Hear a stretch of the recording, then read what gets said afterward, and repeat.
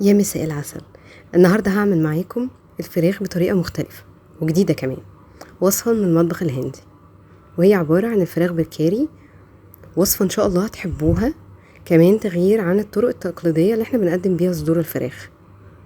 كمان انها اكلة سهلة وفي حلة واحدة، يعني هنخلص الوصفة على طول. طعمها وشكلها وريحتها تجنن. الفراخ دايبة،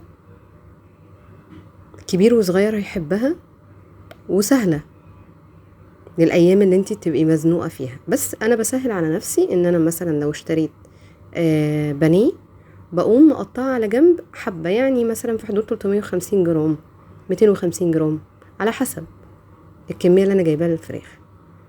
بصوا انا هنا بوريكم ان هي قد ايه دايبه.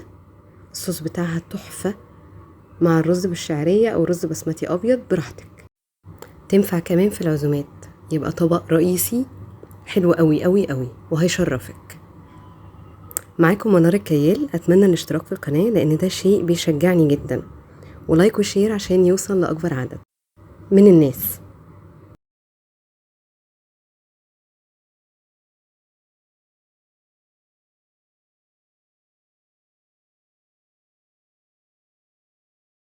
يلا بينا نسمي الله ونشوف المقادير مع بعض.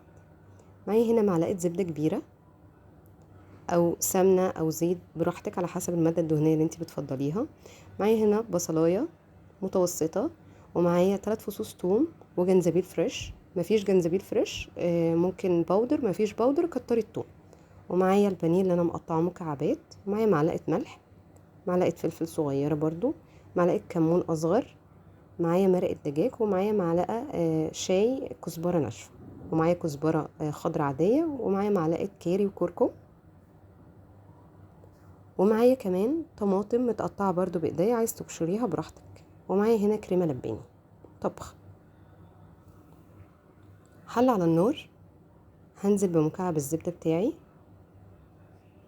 أول ما يبتدي يدوب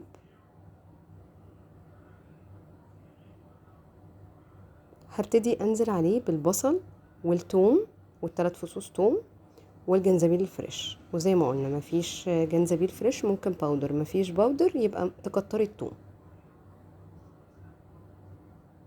تمام. انا هنا مش عايزه البصل بتاعي ياخد لون، لا انا عايزه الحاجه تدبل بس مع بعض في الزبده. اول بس ما اتاكد ان الجنزبيل والثوم طلعوا ريحتهم، بتبقى الريحه خطيره. هبتدي انزل ببقيه المكونات. هاخد الفراخ بتاعتي وهنزل بيها. صدقوني الاكله دي سهله قوي وحلوه قوي قوي قوي.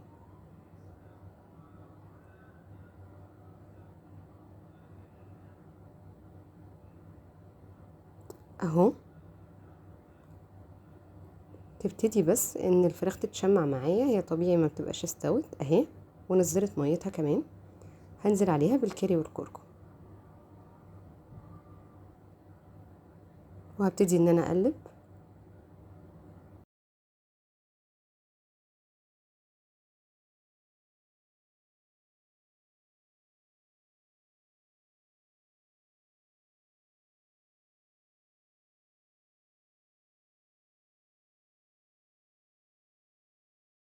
بعد ما اتاكدت ان الكاري والكركم والفراخ كله اندمج مع بعض، هبتدي انزل ببقيه التوابل بتاعتي: ملح، فلفل، مرقه دجاج، كمون، كزبره ناشفه.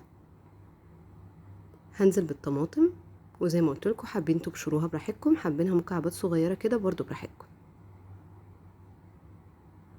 وبرضو هقلب.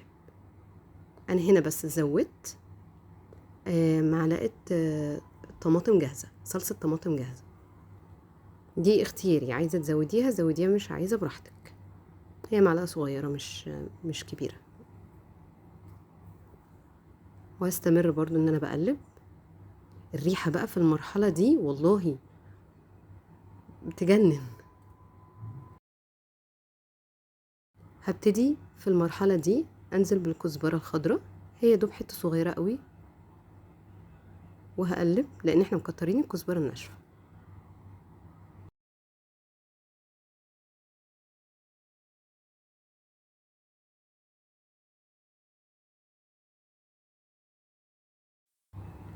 بصوا انا هنا ما زودتش ولا كوبايه ميه. هبتدي انزل بالكريمه اللباني طبخ. لو مش متوفر عندك الكريمه اللباني ممكن كوبايه لبن وعليها معلقه قشطه كبيره، هتديكي نفس الافكت بتاع الكريمه اللباني بالظبط في الاكل. وهبتدي انزل بكوبايه ميه كبيره. بعد ما نزلت بالكريمه وبس كده خلاص، اسيبها بقى ايه مع نفسها على نار هاديه علشان الكريمه ما تفصلش مني، يا دوب بس الفراخ تستوي زياده وخلاص.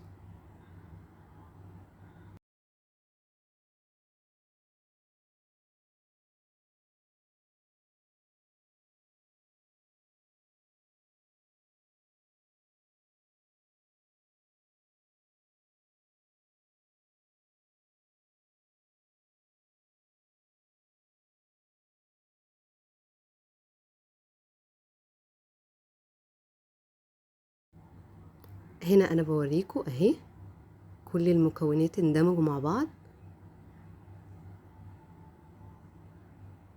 بتشيك على الفراخ استوت ولا لأ. لونها وطعمها خطير يا جماعة.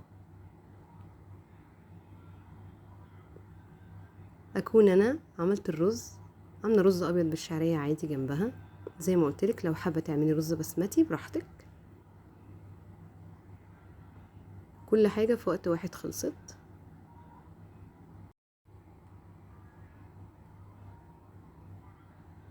وهنا بعد ما قدمتها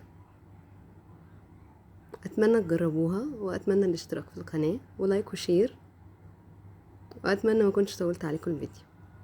مع السلامه.